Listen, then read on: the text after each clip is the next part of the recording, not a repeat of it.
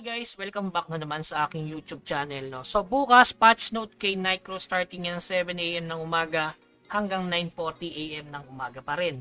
So ano may mga main updates? Unang-una, 14 new events will be introduced. Pangalawa, World Dungeon Season 12 will begin. Pangatlo, Distinction Insignia will be reset and the usage period will be updated. So Tower of Trial Season 5 will begin. 100 sword class skill traits adjusted. So yan, paalala kasi yung one-handed sword mga boss. Tapos regarding sa TOT, pwede na kayong mag-run ngayon.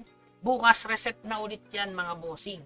Tapos ubusin nyo yung Pioneer Badge at saka yung Valor Coin kasi mawawala na yan bukas. Okay? So yung maintenance ulit, 7 AM hanggang 9:40 AM ng umaga. Minsan mas maaga yung patch note nila dyan guys ha. So yung new events nila, ito, Appius, ito yung paborito natin na maganda rin sa mga alt. So, dalawa yan, isang treasure chest, itong new member shining treasure chest at saka resplendent treasure chest in Heroic Tales. So, yung makukuha mo ditong susi, kailangan mong kunin dito. Ayan, kita nyo naman 13 pieces. So, meron naman to 1 day up 10 per day.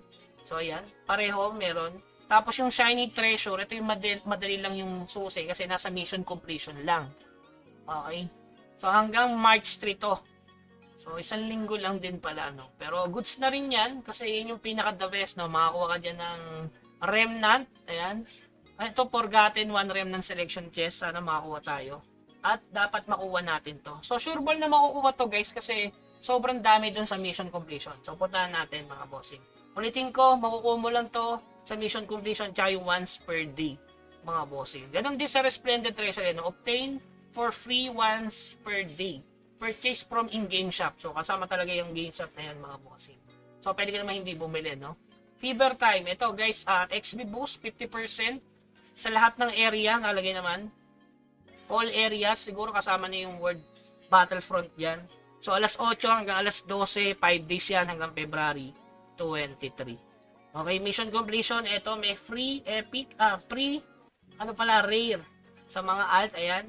Pang ano yan, pang dismantle para sa potential guys. Pero kung ano ka, meron kang mga alt, so magkakaroon siya ng weapon, armor, yan, secondary gear, saka accessory. So goods na rin para sa mga alt natin para mabihisan na kahit papano.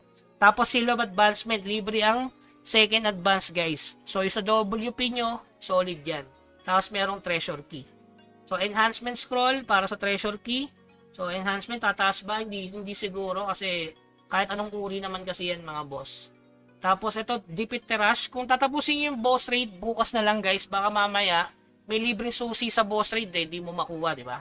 So ito, may 25 uli na susi dito.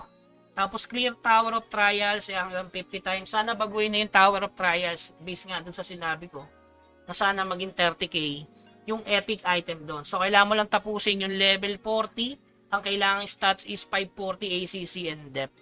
Tapos mission completion mga bossing, ayan, may rip higher tom dito kaso 7 lang. Kulang pa ng 3, sayang naman. Pero goods pa rin yan kasi nga, hindi naman din tayo makakuha nito kung hindi tayo magdi-dismantle ng epic. Ang sakit nun, di ba? Tapos yung sa uncommon summon, ayan, sa mga mount and weapon style, binago nila. Kung titingnan mo dati 30 times daw to, ngayon 7 times na lang siya. Ang mahalaga lang naman dito kasi talaga yung epic guys eh. Diba? Diyan yung kaya dumadami yung epic na mga F2P dahil dito sa gantong event. So kahit yung alt mo matatapos siya, madali lang. Binawasan nila. Pero binawasan din ata yung reward ng isang piraso dito. Okay? Tapos yung uli, check-in event. Ayan. Sa check-in, preparation na sa first anniversary. So sa mga nag-a-ask, March 12.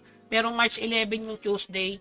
Pihado, ayan o. Preparation na yan. First anniversary commemoration, epic summon check-in. May bigay ditong Morion, ayan, 10 times, tapos Nycro Gear, 7, tapos Selection Chest, napaka-solid. Okay, regarding sa bootcamp, yun, abangan nyo lang siguro talaga sa March. Pero malay nyo, isingit, di ba? Ngayong katapusan ng buwan. It's either rapier o bootcamp lang talaga yan, mga boxing. Tapos ngayong first quarter, kung hindi ngayong February katapusan, isang March na yun, nakatapusan. Okay? So yun lamang guys, keep grinding, huwag kalimutan mag-subscribe sa ating channel. Hanggang sa muli, paalam.